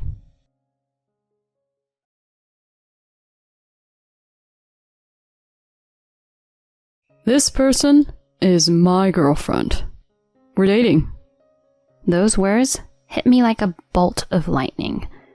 I had suspected my husband of infidelity from his behavior, but I never imagined he would bring his affair partner to our home, where our daughter lives. "There's a Kylie of mine inside her now." The second shock left me sitting there, unable to move. The affair partner grinned down at me, reveling in my reaction. "Oh, wait a minute. What is this?" "I'm marrying her and starting a new family here. So you all need to leave." "That's right. Both the kid and the old lady. Get out of here quickly." The affair partner laughed while my husband slammed the divorce papers on the table. I could only sit there, my mouth opening and closing in shock. "Well, that's how it is. I'll give you 2 weeks, so pack your things by then." With those words, my husband left, embracing the affair partner. What stopped him was our 5-year-old daughter, who possessed a mysterious power. Hey, wait, Daddy. What is it? You said there's a baby, right? But that person's belly is empty.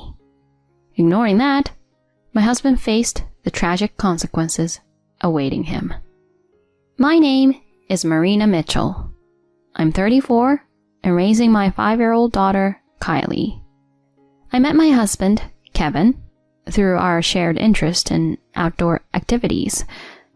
When I went camping alone, Kevin was the one who extended a helping hand at the same campsite.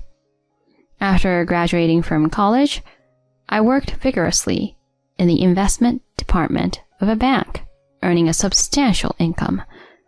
On the other hand, Kevin worked for a small company, earning only half of my salary.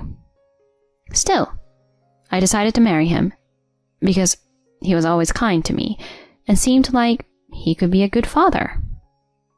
Since I was often away from home for work, I had a desire for Kevin to take care of the household chores in my absence. So, we got married and started our married life in the apartment I bought during my single days. However, I soon realized that desires were just desires. Kevin hardly did any housework. While he cooked during outdoor activities, at home, he would make excuses like, I've never cooked before, and wouldn't even attempt it. When he came home, his laundry would be strewn about, and he had never once used the vacuum cleaner. I never imagined that my marriage partner would lack so much domestic competence.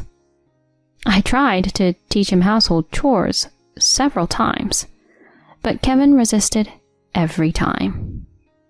Since we're married, household chores are a woman's job, right? Even though I'm working, a little help would be appreciated. It's impossible for me. Impossible. From now on, you're the one who'll do the housework. He didn't even show a willingness to help in this manner. I'm exhausted from overtime, yet he laughs and watches TV in a room that hasn't been cleaned properly. Watching him, I felt an overwhelming increase in fatigue.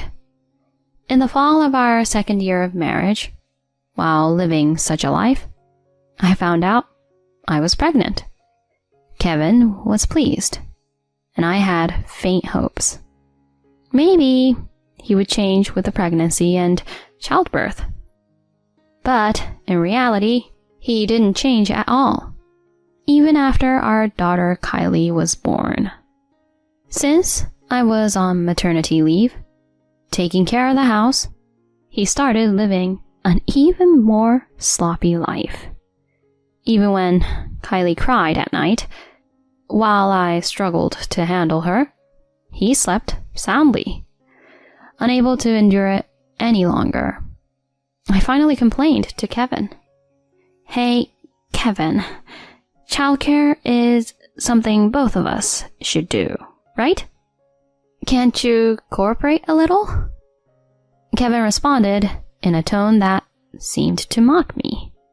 Huh? Look, raising kids is the wife's job. That's how it's supposed to be. That's not true. My mom has been doing it that way for ages.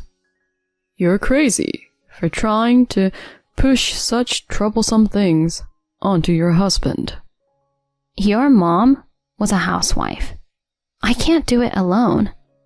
Just be quiet and do what you're supposed to do. Don't rely on me. In this way, he wouldn't even change a single diaper for Kylie. The stress built up so much that divorce crossed my mind several times. But each time, I thought of Kylie and refrained. I can't selfishly take her father away. So, I started doing all the household chores and childcare while working. On a different note, I had some strange experiences while raising Kylie. For example, when Kylie was about 1.5 years old, we received a lottery spin ticket in the city's shopping district.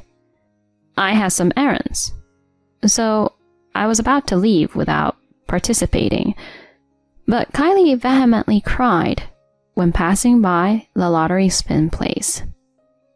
When I pulled back the stroller, she stopped crying. When I tried to move forward, she cried again. It was as if she wanted to do the lottery spin. Maybe she sees the spinning lottery as a toy? Well, let's give it a try. With that in mind, I took Kylie to spin the blessed wheel. To my surprise, we won the grand prize. The prize was a large state-of-the-art TV. It was lucky because I was thinking of replacing ours. But the story doesn't end there. When Kylie turned 2, something happened when we tried to ride a swan boat at a large park nearby. Until then, Kylie had been clamoring to ride the duck. But the moment she tried to board the boat, she suddenly became fussy. What's wrong, Kylie? You were so excited about riding it. I don't like it. If I ride the duck, the water will bubble up and it'll be scary. She insisted on not riding, so I decided not to ride the swan boat that day. An hour later, while eating lunch at the same park, there was some kind of commotion at the boat ramp. I hurried over and saw a swan boat half sinking offshore, and passengers hurriedly evacuating. It was exactly the boat we were about to board. If I had ridden that one with Kylie, I would have drowned by now. I felt a chill run down my spine. After that, Kylie's mysterious remarks continued. She would say things that sounded like prophecies or even discern someone's secrets. She even said something like this in front of my parents. Grandpa doesn't have money. It seems he spent it on horse racing. When I questioned my father, it turned out he had gambled the previous day and used the household money. And then my father was thoroughly scolded by my mother. This child must have some mysterious power. Over time, I became convinced of this. I tried telling Kevin about it, but he laughed it off, saying, "There's no scientific basis for such things." Kylie is already 5 years old. Although I handle all the household chores and childcare, as long as Kylie is with me, it doesn't feel burdensome. I was thinking that we could continue living peacefully. Just when I was thinking that way, shadows began to appear little by little in our peaceful daily life. There's something strange about Kevin's behavior. Until now, when his work ended at 5 p.m., he would come home immediately, and by 6 p.m., he would be lounging around the house. But recently, there have been days when he doesn't come home until after 10 p.m. Moreover, he has started going on business trips, something he had never done before. Inside the house, he always keeps his phone close, and family conversations seem to be of no interest to him. Sensing something amiss, I decided to meet him and ask, "Hey, Kevin, your return has been late recently, hasn't it?" Yeah. Recently, work has been busy. I got transferred to a new department. He has a job too, so I accepted that there might be such things at that time. But after a while, even Kevin's attitude towards Kylie began to change. We were supposed to go to the summer fair in the neighborhood with the 3 of us that day. Kylie, all prepared in a pretty dress, clung to Kevin's arm. Hey, Dad. I'm ready. Let's go to the fair. But then Kevin, looking bothered, brushed off Kylie and said, What's the matter? Such a hassle. I'm not going to the festival. Kylie looked surprised, but immediately welled up with tears and started trembling. I quickly embraced Kylie and criticized Kevin. We had plans from before, didn't we? Even Kylie was looking forward to it. Stop whining. I have something to do now. What on earth do you have to do on a night off? Just go to the festival with the two of you. My husband spat out those words and then went off somewhere in a hurry. In the end, I went to the festival with Kylie alone. At first, Kylie was disappointed, but she seemed to have used her mysterious ability to win the toy she wanted in a drawing, and her mood improved. That toy looked just like a real mobile phone and could take photos and record audio. While I smiled, watching over Kylie deep down, I held a grudge against Kevin. And then, just 3 days later, in the evening as Kylie and I spent time together, Kylie, playing with the toy she won at the festival, suddenly looked up. Mom, a visitor is coming. Huh?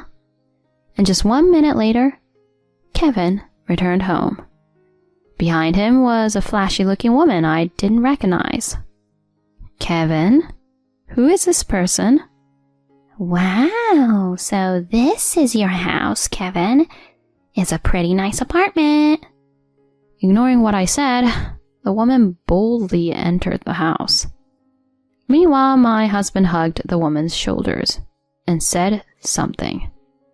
This is Olivia Adams. We're dating. Those words hit me like a bolt of lightning. I had suspected infidelity from my husband's behavior, but I never expected him to bring his affair partner, the person herself, into our home with our daughter. Hey, what are you saying in front of Kylie? Kylie, listen carefully. Right now, Olivia is carrying my child. Faced with the second shock, I involuntarily sat down, overwhelmed.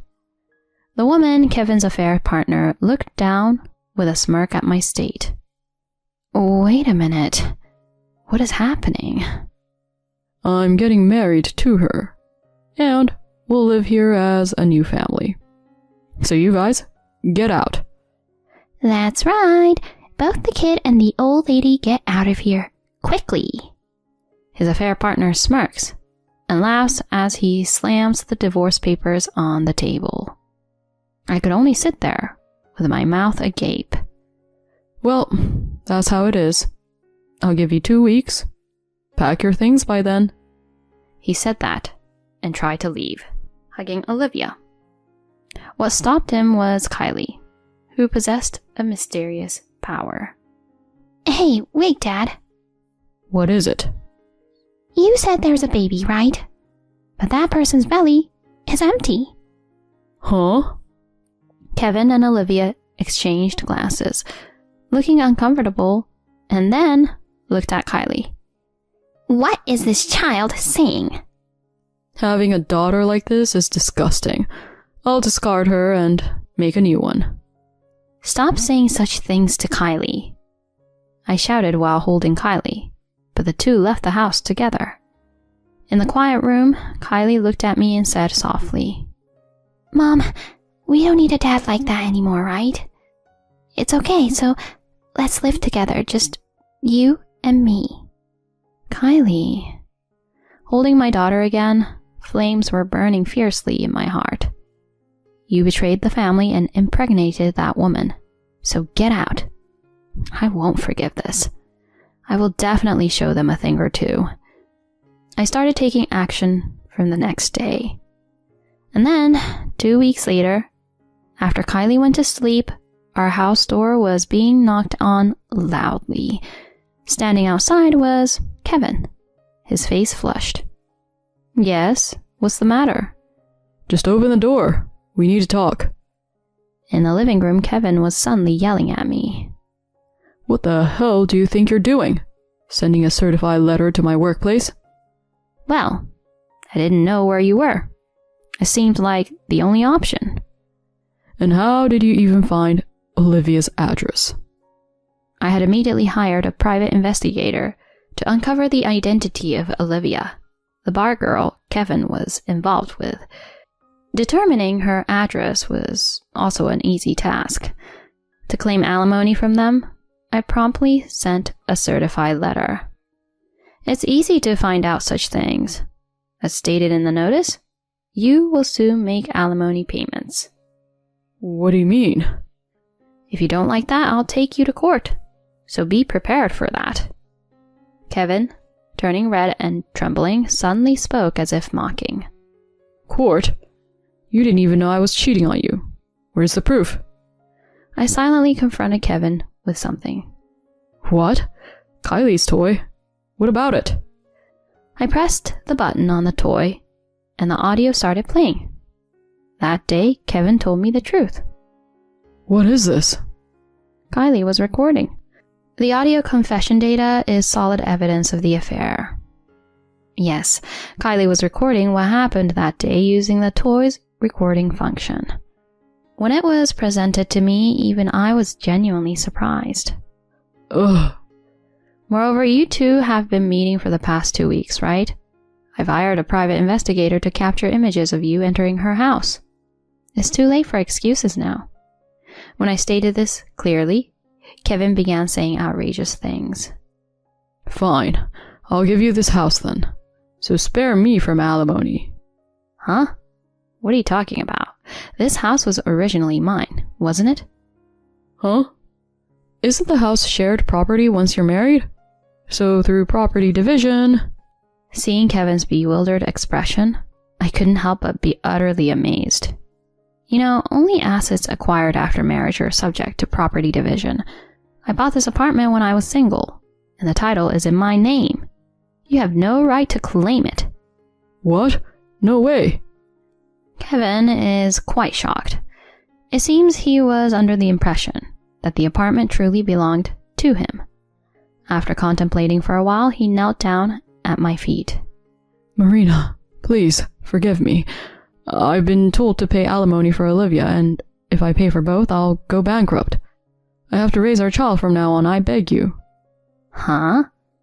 My anger reached its peak at his selfish remarks. What are you saying, you scumbag? You abandoned me and Kylie, yet you dare say such things? I'll be the one to cast away someone like you. Be prepared. I will definitely collect alimony and child support from you.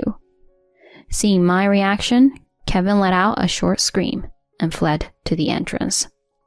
I chased after him and called out to Kevin, who was about to leave through the entrance. You know, shall I tell you something? What is it? It seems that your affair partner, whom the private investigator had been watching for the past 2 weeks, was casually enjoying alcohol and cigarettes. Is she really pregnant? Huh? Also, when you're not with her, it seems she's with another man. Did you know that? Then, Kevin turned pale and hurriedly went somewhere. As he walked away, I shouted this. Don't ever show your face again, you despicable man. Later, it turned out that Olivia's pregnancy was indeed a lie. She saw Kevin's belongings, mistook him for rich, and in order to have an easy life, she tried to marry him by faking her pregnancy. However, our household's high standard of living was due to my earnings, and Kevin's income was below average. Olivia quickly abandoned Kevin, who was left with nothing after paying alimony. I am also claiming alimony from Olivia. Currently, she is paying the alimony in installments while increasing her nighttime job. After being abandoned by Olivia, Kevin followed us for a while, attempting to reconcile.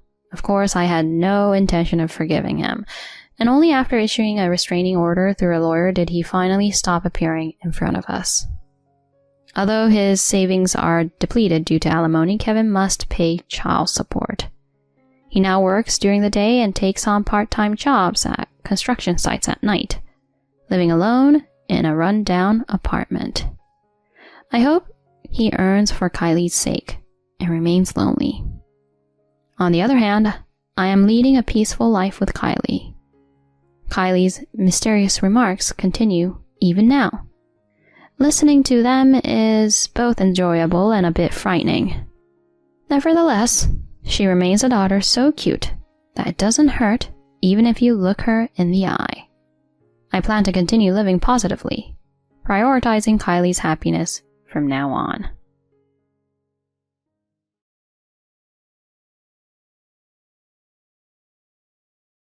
Weddings and honeymoons. Normally, nothing is more memorable than these events that will last a lifetime. But every time we have an event like this, my mother-in-law is always there. Instead of asking her to refrain from attending, my husband is always trying to flatter her somehow. This time, I had a surprise for them in the name of revenge. My name is Amy, 29 years old. I have been married for almost 2 years to Theo, my husband, who is 3 years older than me. We started dating because we both worked at the same place. When he proposed, he said to me, I will always be there for you when you seek for help. So I want you to be by my side for the rest of my life. Theo, There is no doubt that we will need to face many difficulties in the future, but I know that we will be okay. Let's work together to live happily as husband and wife. yes, I'll be looking forward to it. And so, Theo and I got married just like that, without incident. My colleagues congratulated me, and I regrettably retired from my job and became a housewife. Our new house was where Theo used to live alone. It's a decent size, enough for the two of us to live together. When we have children, maybe we should move to a bigger place. We were spending our time happily talking about such things. One day, as I was preparing dinner, the doorbell suddenly rang. I checked the peephole to see my mother-in-law there. I hurriedly opened the front door, and my mother-in-law opened her mouth, making it obvious that she was in a bad mood. Amy, how long are you going to make me wait just for you to open the door? I'm tired already. I'm sorry. I was preparing dinner. You're going to make excuses like that. I suppose you were sleeping. No, I was really preparing dinner. Just get on with it and serve me something to drink. You are a really inconsiderate little girl. I'm sorry. I didn't realize it until we got married, that my husband's mother was a bully. While I was preparing dinner, my mother-in-law stood beside me and complained endlessly. Oh, no. You put too much salt in there. That's overcooked. They don't have their shape anymore. You're not very good at cooking. It's so frustrating to watch. And if I said anything back, it came back tenfold. So I repeatedly said, I'm sorry. All I could do was apologize. When my husband came home, I tried to ask him for help, but my mother-in-law, Theo, I want to tell you something. Amy here is no good at housework at all. Oh, really? Yes. She was taking a nap when I came over, and then she lied to me saying she was in the middle of making dinner. I even watched her make dinner today, but she was totally useless. She doesn't have the basics. Sorry about that, Mama. I will make sure to tell Amy about that myself. Oh, please do. I wouldn't feel comfortable trusting you with someone like Amy. My mother-in-law took one look at me and then gave me a triumphant look. Oh, this is who she really is. I can't believe this is the kind of person who has become my mother-in-law. But that's not the worst part. Ever since my mother-in-law's visit, my personal belongings have been disappearing one by one. The other day, my earring, and the next day, a necklace.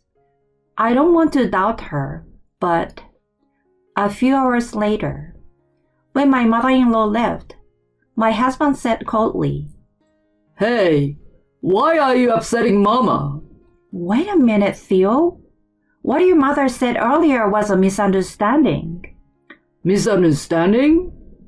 When your mother came over, I was really preparing dinner, and I cooked the food just like I always serve you.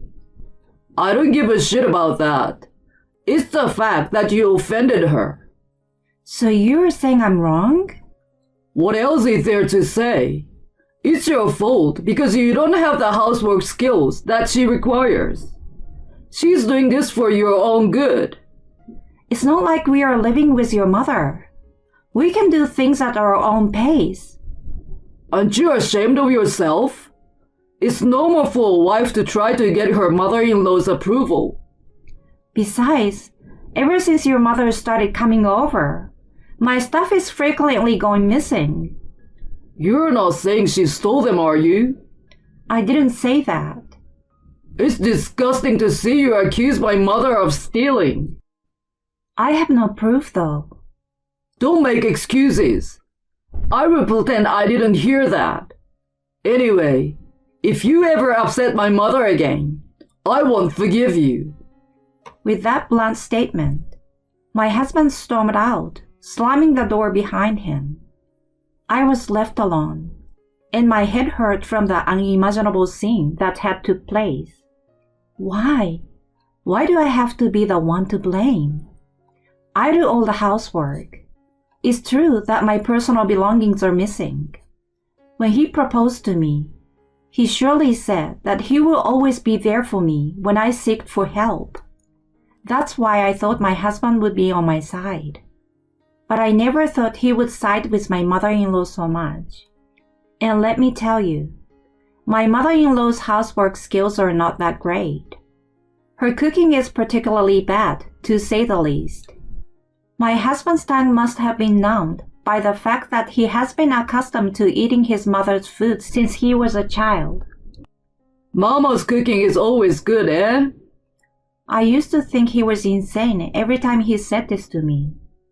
Apparently, my mother-in-law's wife bullying was contagious, and recently, even my husband has started to complain about me. Amy, I've always thought that how you season the food is no good. But you never said that before. Don't you remember what Mama said the other day? That your seasoning is too strong. You should use the original flavor of the ingredients like my mother does. No, your mother is the one spoiling the flavor of the ingredients. I want to tell him that, but I was too shocked to say anything back. My mother-in-law divorced her husband when Theo was very young and raised him by herself. Maybe that's why she's so obsessed with her son. Even before we were married, I could feel her passion for Theo, but it seems that my mother-in-law's love for her son was much greater than I had expected. I guess to her, I'm the hateful wife who took her son away from her. Even after that, the insidious harassment did not stop. She would go out to dinner with my husband, knowing that I was preparing dinner. She went shopping with my husband without me, as if to show off. To top it all off, she would call me unfit wife, not good enough for Theo, and a trashy wife, and so on. When she showed up at our honeymoon destination, I was beyond disgust and just scared. She followed us into the hotel room. She would stand by her son's side and bring his food to his mouth. She slept in between the two of us. If anything, she would yell, "You're my son's wife. You should be carrying my stuff," and would take Theo's arm and walk away as quickly as possible. Thanks to her, our honeymoon became a hellish memory. Even now, I could feel my blood boil just recalling the trip. And yet, my husband said to me, No offense. We're a family, so it's okay, isn't it?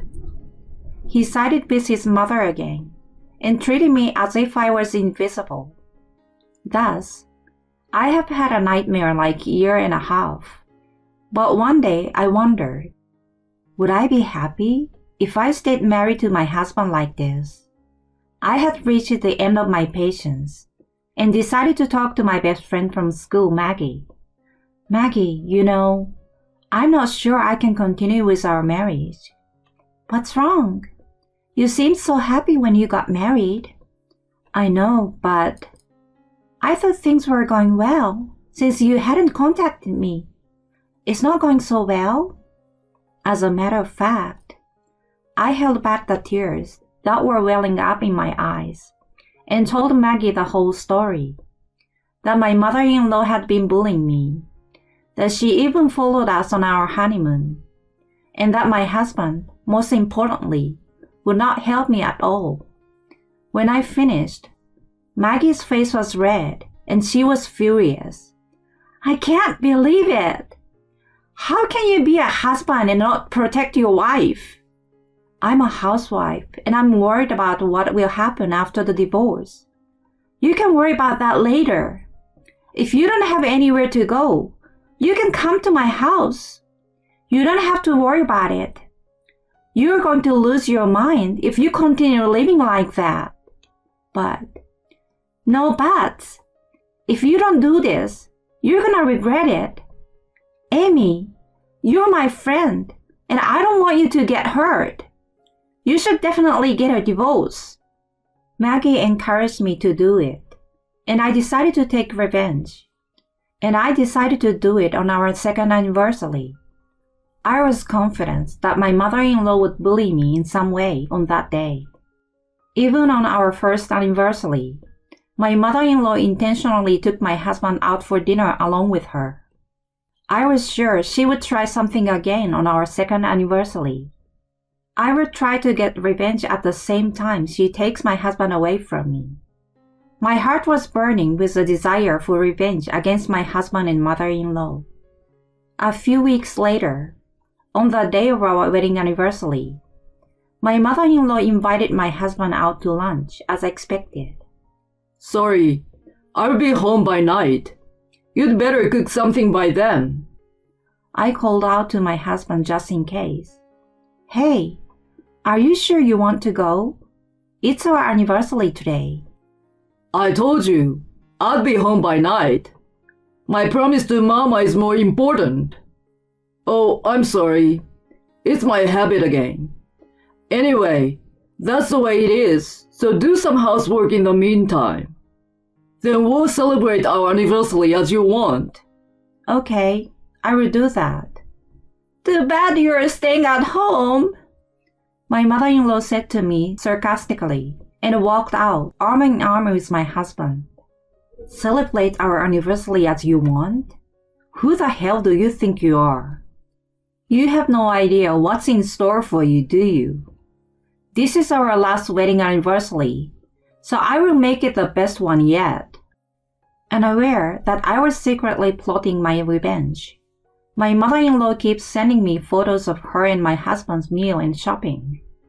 Of course, since today is the last time I'm going to see her, I politely replied to her, I'm glad you are enjoying yourself. It's wonderful to have a good relationship between mother and child, isn't it? Theo is so lucky to have a mother like you. When I replied to her, she sent back a message with a happy mood. You must be celebrating your wedding anniversary alone right now. I'm having the best lunch with Theo. I'm sorry I stole your precious husband from you. Whatever. Meanwhile, I'm decorating the room and cooking them the last meal. I could have made them a very bad dish that would have ruined the taste of the ingredients like my mother-in-law did. But I didn't want to fall to the same level, so I made them a normal dish. I made a well-timed phone call to my mother-in-law, who was probably in the best of moods. Hello? Oh, it's Amy. Did you see the picture I just sent you? Yeah, you do look like you're having fun. I know, right? I'm sorry you had to miss out. It's fine. It's our anniversary, so I went all out and made dinner. Why don't you join us? Yes, I'm in a good mood, so I guess I will have some too. I'd love that. I will be waiting for you later. My mother-in-law readily accepted my invitation. Well, I guess she's planning to make fun of my cooking again in front of my husband. But that would do no damage to me now. I made the final preparations for their return. I wrote, "Happy wedding anniversary" and "divorce anniversary" on a big piece of construction paper and stuck it on the wall. I put the completed divorce papers on my husband's table. At my mother-in-law's table, I put a piece of paper with a note saying, "Please pay for the damage," and a picture of her stealing my stuff. Now I'm all set. Yes, indeed. My mother-in-law was stealing my personal belongings while bullying me. But without proof, my husband would not believe me. So I installed a small surveillance camera in my room and took pictures of my mother-in-law when she came to the house.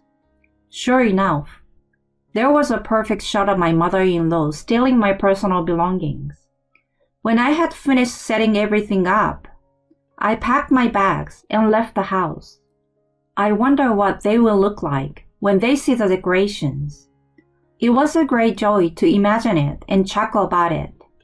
A few hours later, I get a wave of incoming calls from my husband and mother-in-law.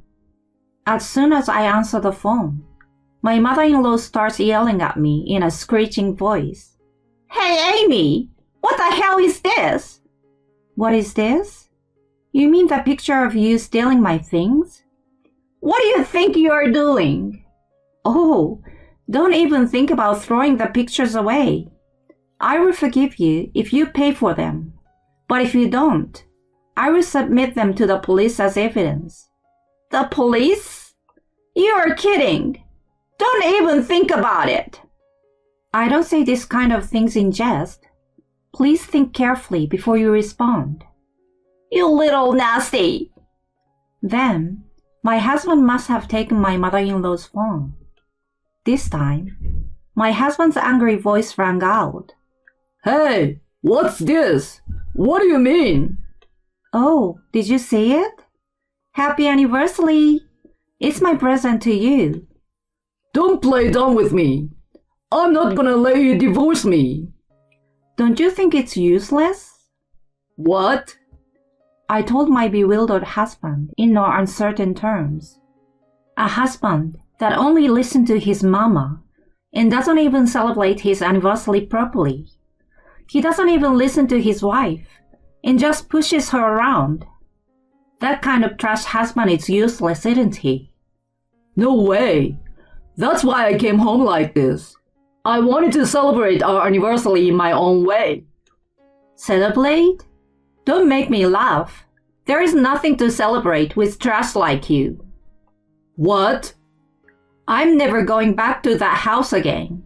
And I'm not going to have anything to do with you ever again. You can stay with your precious mama all you want now. You and your thief mama will be happy to eat that disgusting food, you scrub. I spat out at the phone and hung up with that. After that, my divorce from my husband was finalized. He didn't agree to divorce at first, but with the help of my parents, I managed to convince him to leave me and file the divorce papers. I still receive Romeo messages from my husband. I'm really sorry. I realized how much you meant to me. I don't need mama anymore. All I care about is you, Amy. Please come back to me. I will put you before mama, I promise. There's no way I would go back to somebody who called his own mother mama. It's just weird and disgusting. So I blocked him as soon as I could. He and I used to work at the same place, so my divorce was all over the company. I heard he calls his mother Mama. Ew, that's disgusting. Mama with that face? Gross. I can stand Mama's boys. He's on the verge of resigning at any moment, unable to bear the cold shoulder from his colleagues. My mother-in-law would not pay for the personal belongings he stole, so I submitted the series of evidence to the police. When the police came to their house, my mother-in-law's misdeeds became known, and in no time at all, the whole neighborhood was talking about it. I heard that she was stealing her son's wife's personal belongings. I knew it. I've seen her and her son bullying his wife. His face was oozing with evil. Let's not go near that house anymore. I heard that my mother-in-law had depression and became a recluse, unable to go out. She really got what she deserved. All I can say now is, in your face. I, on the other hand, I'm divorced and back at my parents' looking for a job. I have been a housewife for a long time, so it's not easy to find a job, but I'm sure my past work experience will come in handy. Tomorrow, I'm going to have a drink with my friend Maggie. My divorce from my husband has left me with a record of divorce, but I'm not afraid to start anew. I'm going to live a better life while thanking my family and friends who really care about me.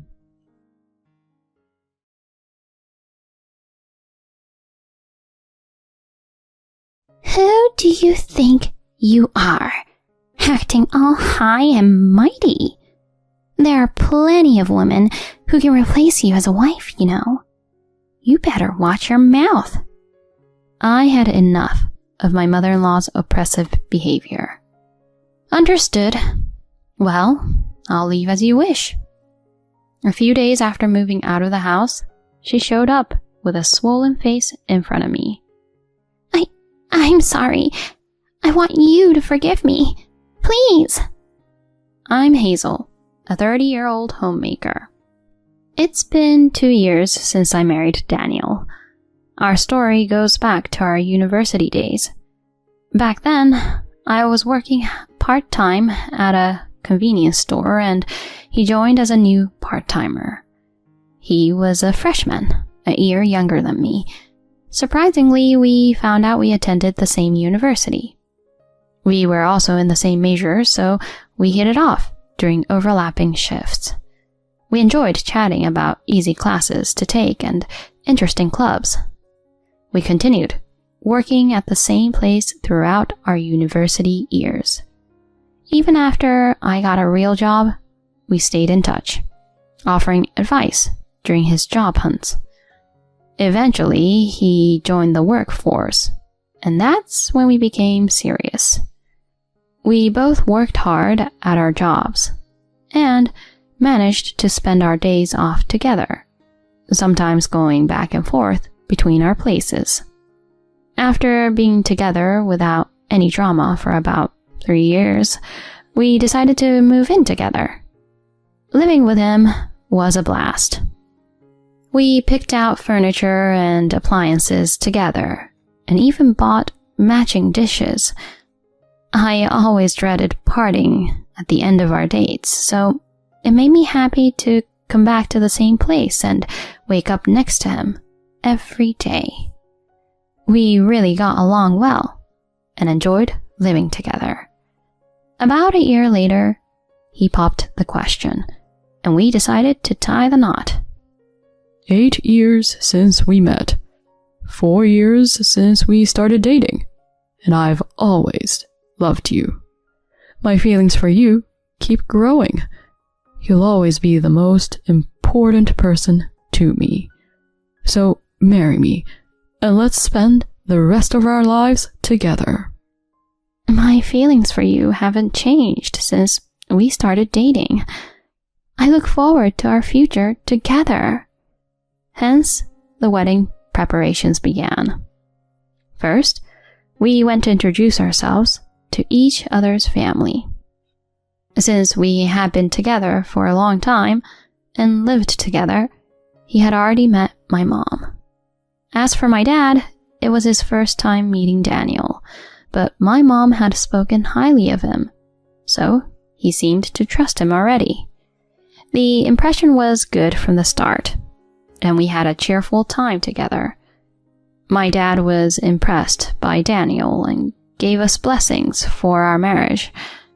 Next, we visited his parents, whom I had never met. I was extremely nervous, wondering what they'd be like. I was filled with jitterbugs that day. When we arrived there, his father, Lyle, greeted us. Oh, welcome. Nice of you to come all the way. I'm Hazel. Nice to finally meet you. Likewise to you. He was all smiles, looking truly happy. Hey, where's Mom? Oh, she went shopping. Should be back soon. Seriously? I told her we were coming to talk about our wedding. I told her you'd be here soon too. She said something about a big sale at the supermarket this morning and rushed out. Man, she's quite free-spirited, or should I say, self-centered. Sorry, honey. No problem at all. Lyle's warm and friendly manner had me relaxed already, so I didn't mind about his mom. Then, after 20 minutes, Julia returned home. I'm home. Daniel, you're already here. Where have you been, Mom? I told you the time we were coming. Oh, did you? Well, I couldn't help it, so cut me some slack, will you? Geez, you're selfish. Hi, I'm Hazel. Oh, you're the fiancé. Happy to meet you. Here, I brought some cakes. Oh, how sweet of you. I'll make some drinks then. We finally sat down, all together, and chatted over coffee and cakes. He had mentioned bits and pieces about our relationship since his college days, so his parents were aware of our history. You've been together for a long time, and you seem to have a solid relationship. I'm happy that you guys found each other and look forward to having you as a family, Hazel. Thank you. It's my pleasure to be a part of your family. Relieved to have Lyle's blessing and to see Julia smiling beside him. After, we managed to arrange a dinner with both families. We had our wedding. Then, we went on our honeymoon and started our married life. Well, since we've been living together, nothing much changed. But just being newlyweds made me feel excited. Seeing my changed last name made it sink in that I was indeed married.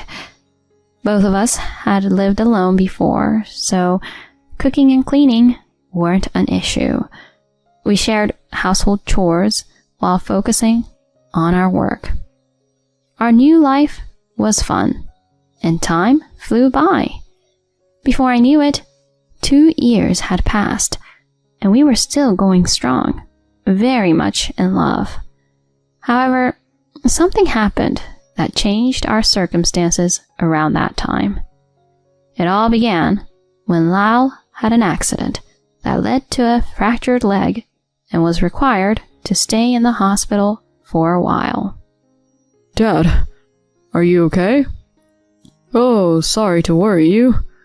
It seems quite serious, and I'll have an extended hospital stay followed by rehab. Oh no. And there's a bit of an issue. I need rehab 3 times a week. But Julia doesn't drive a car, so there's no one to drive me. Oh, right. Now that you mention it, we're wondering what to do once I get discharged. I see. Rehab must be for quite a long time, huh? Yeah, that's the thing. So, we're looking for someone reliable, but it's not easy for everyone to commit long term. Arranging a taxi every time costs money, you know? He seemed really troubled. Daniel and I were also scratching our heads over that. It was for sure inconvenient that there was no one available to take him to rehab. Both of us are busy working. Yeah, what to do? We were inclined to help Lyle somehow and talked about it often. Then, Daniel received a call from Julia. Hey, Mom. What's up? Daniel, I have a favor to ask. It's about Dad. Oh, the rehab thing? Yeah, I hate to ask, but can you guys help him? We've thought about it, but we're both working, so it's difficult, you know? Please, I can't handle it alone. Would you consider moving in with us? What? Live with you guys? We were taken aback by her sudden request. If it was just about picking up and dropping off for rehab, we'd understand. But she unexpectedly asked us to move in. I really don't know what to say at this moment. Please, we're really in a tough spot. Let me discuss this with Hazel. We'll get back to you soon. Please, thank you. He ended the call, and we deliberated. At one point, I made up my mind. What if I pick up and drop off Lyle for rehab? But you have to work. I'll talk to my boss and change to part-time. No, you've been working so hard to build a career. In that case, maybe I can change to part-time temporarily. I think your career is more important than mine. I'll support your dad and mom. What about moving in with them? Well, why not? Not forever, but as a family, we need to help each other out. You're the best. Thanks, honey. I'll let Mom know right away. He called her, informing her about living together and taking care of the ride. She was overjoyed and extremely grateful. Afterward, we canceled the lease of our apartment to match Lyle's discharge from the hospital and moved to my in-laws. I explained my situation to my boss and got switched to part-time, working 2 to 3 times a week. Then I helped Julia with housework and caregiving while handling Lyle's rehab trips. I did my best to assist them as much as I could. However, Julia often complained about how I did things. What have you cooked here? It's tasteless. Oh, is it? Sorry. I thought the seasoning was just right, but... Are you kidding me? Do you have a taste disorder or something? Excuse me? Make it more flavorful. Oh, okay. On another day, I was criticized for the way I cleaned. Hey, you're cutting corners. This spot is still dirty. She nitpicked about incredibly minor things. Honestly, unless it was a deep cleaning day, I wouldn't have bothered with those specific areas. She kept criticizing me and gradually showed her true colors. Honestly, what's the point of using you as a homemaker? Huh? She said using me. If you call yourself a housewife, do a better job. You can't even do chores well. You're done as a woman.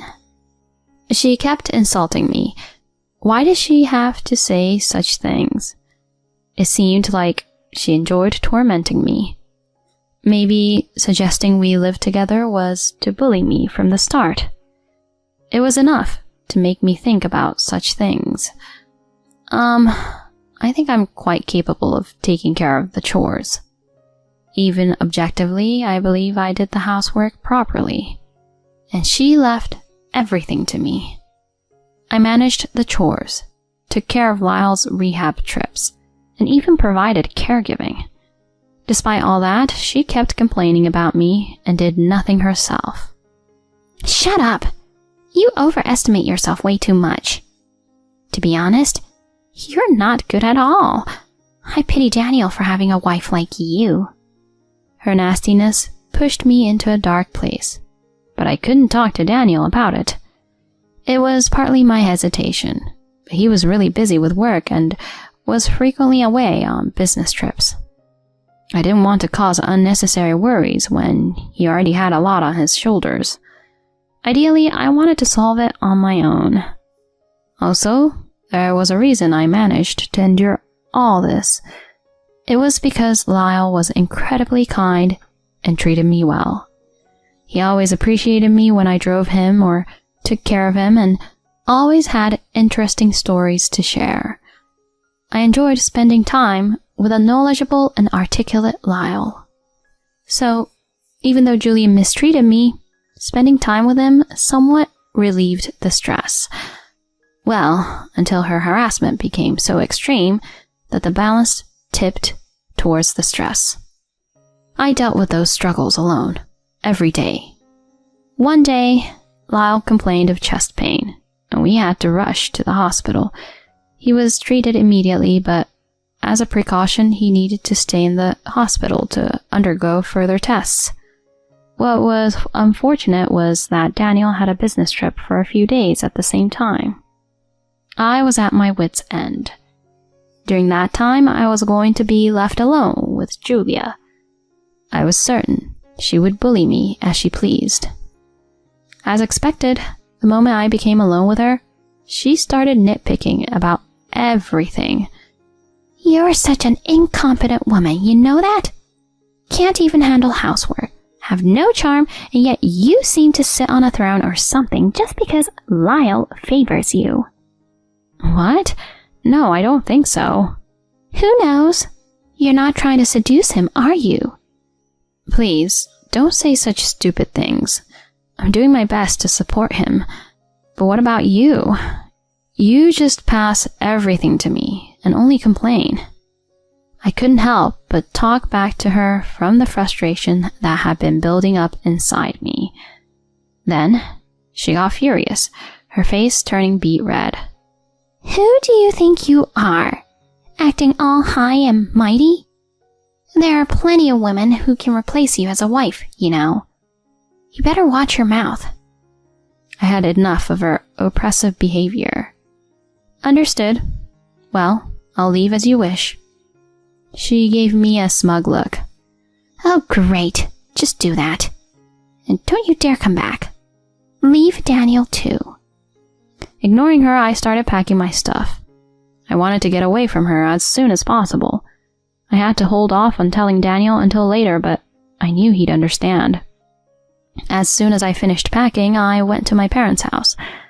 They were stunned to see me, but when I explained the situation, they sympathized and welcomed me warmly. I had been doing everything at my in-laws' place, so I was glad to be relieved from the chores and took a much-needed break. I explained what happened over the phone on the last day of Daniel's business trip. He was enraged after hearing it. Leave it to me. You can relax at your parents' place and wait for me. A few days after leaving the in-laws' place, Julia showed up with a swollen face in front of me. What do you want? I asked in anger, and suddenly she started weeping. I'm sorry. Please, forgive me. I've been terrible to you. I'll apologize as many times as it takes, so please. She repeatedly apologized, without minding the tears and snot flowing down. When I looked closely, her face and eyes were quite swollen. Then Daniel came up from behind. Mom, don't think everything will be okay just because you apologized. I'm really sorry, honey. If only I had noticed sooner. No, it's okay.